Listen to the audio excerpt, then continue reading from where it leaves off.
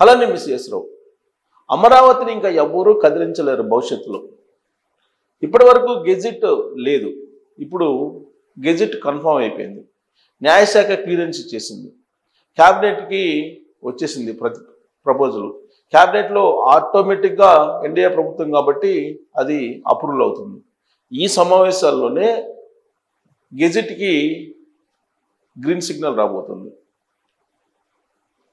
విభజన చట్టంలో ఉండేటువంటి 5 నిబంధన 2 ప్రకారం దాన్ని ఉభయ సభల్లో పెట్టి సవరించిన తర్వాత ఈ గెజిట్ ఇచ్చేటువంటి అవకాశం ఉంది. దీనికి ఒక పెద్ద ప్రక్రియ ఉంది. ఈ ప్రక్రియని కాదని చెప్పి మళ్ళా భవిష్యత్తులో ఒకవేళ చేయాలనుకుంటే చేసేటువంటి పరిస్థితి కూడా ఉండదు.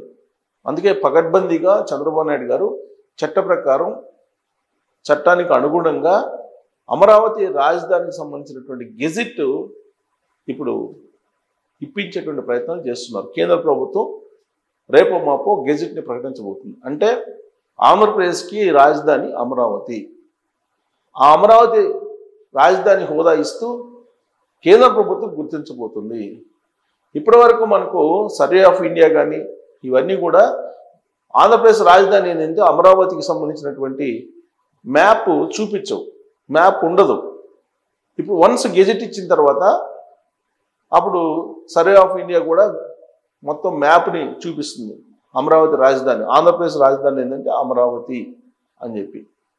సో అమరావతి అనేది ఒక green capital, sustainable, self sustainable capital, ₹1 ఖర్చు లేకుండా నిర్మిస్తున్నటువంటి క్యాపిటల్.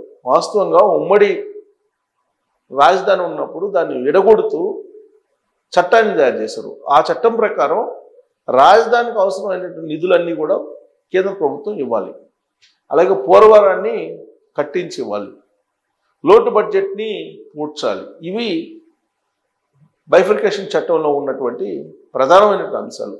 అలాగే 9-10 షెడ్యూల్లో ఉన్నటువంటి ఆస్తులు వాటిని పరిష్కరించి ఆంధ్రప్రదేశ్కి అప్పచెప్పాలి. ఇప్పుడు తెలంగాణలో ఆంధ్రప్రదేశ్ ఆస్తులు దాదాపు 2 లక్షల కోట్లకు పైగా విలువైనటువంటివి ఉన్నాయి.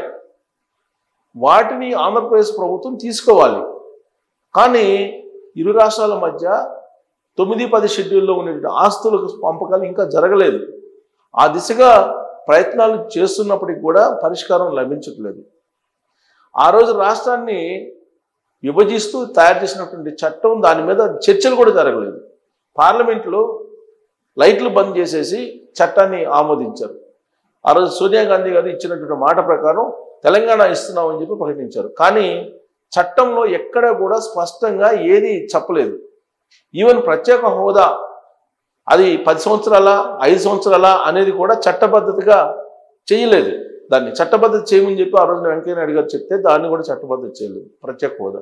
సరే, ప్రత్యేక హోదా అనేది ముగిసినటువంటి అధ్యాయం అది. ఎందుకంటే ప్రత్యేక హోదా అనేది మెడల వంచి తీసుకొస్తారని చెప్పి జగన్మోహన్ రెడ్డి గారు చెప్పారు 2019లో. 2019 నుంచి 2024 వరకు ఆయన సీఎంగా ఉన్నారు. ఆయన ప్రత్యేక హోదా గురించి రాష్ట్ర ప్రభుత్వం తరఫు నుంచి కేంద్ర ప్రభుత్వాన్ని అడిగినటువంటి దాఖలాలు లేవు. అంతకుముందు చంద్రబాబు నాయుడు గారు ఆయన ప్రత్యేక హోదా బదులుకు ప్రత్యేక ప్యాకేజీకి అంగీకరించారు. ఆ ప్రత్యేక ప్యాకేజీకైనా చట్టబద్ధత కల్పించాలని చెప్పేసి అప్పట్లో ఆయన అడిగారు. కానీ అది కూడా చట్టబద్ధత కల్పించలేదు. కాదు, ఇప్పుడు ఎన్డీఏ ప్రభుత్వం అటు కేంద్రంలో ఇటు రాష్ట్రంలో ఉంది. చంద్రబాబు నాయుడు గారు ముఖ్యమంత్రిగా ఉన్నారు ఆంధ్రప్రదేశ్కి.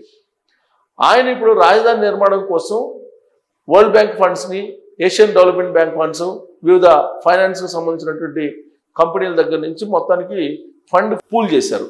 అయితే ఈ ఫండ్కి కేంద్ర ప్రభుత్వం హామీ ఉంది. ఇచ్చినటువంటి ఫండ్స్ అవి గ్రాంట్సా లేదంటే తిరిగి చెల్లించాలా అనేది ఒక చర్చ జరుగుతుంది. అయితే రాబోయేటువంటి రోజుల్లో ఒకవేళ చెల్లించకపోతే కేంద్ర ప్రభుత్వం దానికి బాధ్యత వహించాల్సి ఉంటుంది. ఇప్పటి వరకు అయితే గ్రాంట్స్ కాదు, తిరిగి వడ్డీ చెల్లించాలని చెప్పేసి అంటూ ఉన్నారు. బట్ అది వరల్డ్ బ్యాంక్ ఇచ్చేదాన్ని గ్రాంట్స్ అనుకోండి అని చెప్పేసి కేంద్ర ప్రభుత్వం నిర్మలా సీతారామన్ గారు కేంద్ర ఆర్థిక శాఖ మంత్రి చెప్తున్నారు. కానీ అది ఇంతిమిద్దంగా క్లారిటీ అయితే ఇప్పటికి కూడా రాలేదు. సరే, ఏదైనప్పటికీ రాజధాని అయితే నిర్మాణం జరుగుతుంది. 2028 కల్లా రాజధానికి సంబంధించినటువంటి ఒక మొదటి దశ సంబంధించిన నిర్మాణాలు అయితే పూర్తి కాబోతున్నాయి. ఇలాంటి పరిస్థితుల్లో రాజధానికి గెజిట్ కావాలనేది అమరావతి రైతుల యొక్క విజ్ఞప్తి. చంద్రబాబు నాయుడు గారికి విజ్ఞప్తి చేశారు. ఆ మేరకు అసెంబ్లీలో తీర్మానం చేసి ఆ తీర్మానాన్ని కేంద్ర ప్రభుత్వానికి పంపించారు. కేంద్ర ప్రభుత్వం పరిశీలించి న్యాయశాఖ రికమెండ్ చేసింది, సిఫారసు చేసింది. న్యాయశాఖ అన్నీ పరిశీలించిన తర్వాత న్యాయపరమైన చిక్కులు ఏమీ లేకుండా దానికి గ్రీన్ సిగ్నల్ ఇచ్చేసింది. ఇప్పుడు కేంద్ర క్యాబినెట్ ఆమోదం పొందుతుంది. ఆ తర్వాత ఉభయ సభల్లో దాన్ని చట్టాన్ని సవరించి అమరావతి రాజధాని, యాక్చువల్గా ఆ బైఫర్కేషన్ చట్టంలో ఉండేటువంటి నిబంధన 5 ప్రకారం ఏంటంటే, ఆ చట్టంలో ఉన్న అంశం ప్రకారం రాజధాని అనేది నిర్ణయించాలి. ఆ రాజధాని నిర్ణయించుకోండి అని చెప్పారు. అవును, మేము రాజధాని నిర్ణయించుకున్నాము, అమరావతి అనేది ఆ చట్టంలో పెట్టాలి.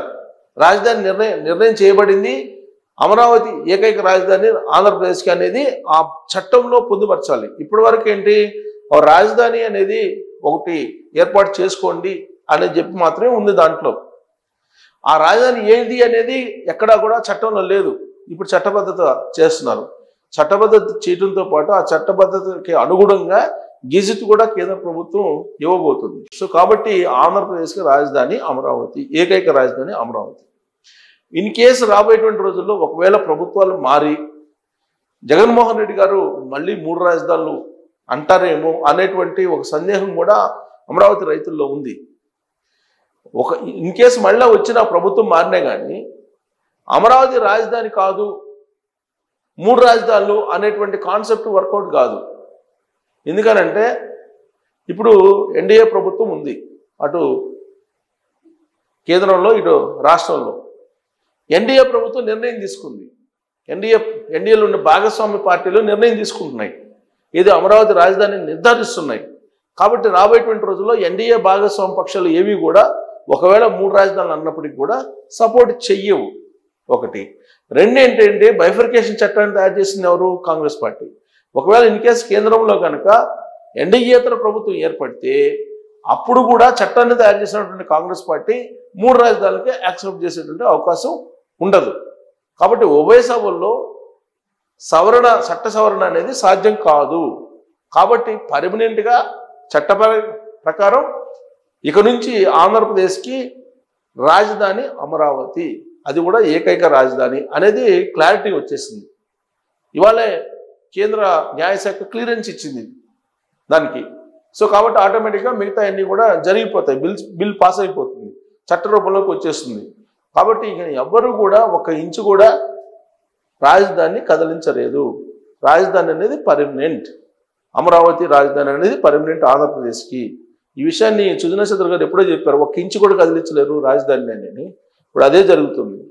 ఆయన చెప్పినట్టే అమరావతి రాజధానికి సంబంధించి గెజిట్ వస్తుంది. కాబట్టి అమరావతి అనేది రాజధాని, అది ఇంద్ర రాజధాని, చంద్ర రాజధాని ఏదన్నా అనుకోండి, అమరావతి రాజధాని. దీన్ని ఎవ్వరు, జగన్మోహన్ రెడ్డి గారు కాదు కదా, ఎవ్వరు వచ్చినా కానీ ఇంక కదిలించలేరు అనేటువంటి సంకేతాన్ని ఇప్పుడు ప్రజల మధ్యకి పంపిస్తూ ఉన్నారు. అందుకే ఇప్పటి వరకు ఉన్నటువంటి అన్సర్టనిటీ ఏదైతే ఉందో అదంతా తొలగిపోయి ఒక స్పష్టత అయితే వస్తూ ఉంది. దానికి తగిన విధంగా అమరావతి నిర్మాణం కూడా చేపడుతున్నారు చంద్రబాబు నాయుడు గారు. ఒకవైపు ఇంటర్నేషనల్ ఎయిర్పోర్ట్, ఇంకొకవైపు ఇంటర్నేషనల్ స్టేడియంస్, తర్వాత రైలు connectivity, road connectivity, air connectivity, sea connectivity, ఇవన్నీ కూడా ఏర్పాటు చేస్తున్నారు. అమరావతిని హైదరాబాద్కి లింకప్ చేస్తున్నారు. ఎక్స్ప్రెస్ వే పెట్టి 6 లైన్ల రోడ్డుతోటి అమరావతి అలాగే హైదరాబాద్కి అనుసంధానం చేస్తున్నారు. కేవలం 2 గంటల్లో హైదరాబాద్ నుంచి అమరావతి చేరుకునేలాగా ఏర్పాటు చేస్తున్నారు. ఇంకా మాట్లాడితే 1 అవర్లోనే బుల్లెట్ రైలు ద్వారా చేరుకునేలాగా ఏర్పాటు చేస్తున్నారు. ఇవన్నీ పూర్తి కావాలంటే కనీసం ఇంకొక 10 సంవత్సరాలు పట్టే అవకాశం ఉంది. రాజకీయపరమైనటువంటి స్థిరత్వం ఉంటే, కూటమి ప్రభుత్వం మళ్ళీ వస్తే ఖచ్చితంగా 10 సంవత్సరాల్లో ఇవన్నీ మనం చూడొచ్చు అనేది కూటమి నేతలు చెప్తూ ఉన్నారు. దాన్ని తగిన విధంగా కేంద్ర ప్రభుత్వం కూడా కోఆపరేట్ చేస్తుంది. అందులో భాగంగానే అమరావతికి రాజధానిగా గుర్తిస్తూ గెజిట్ సిద్ధమవుతుంది. సో దీని మీద మీరు కామెంట్ చేయొచ్చు. Thank you.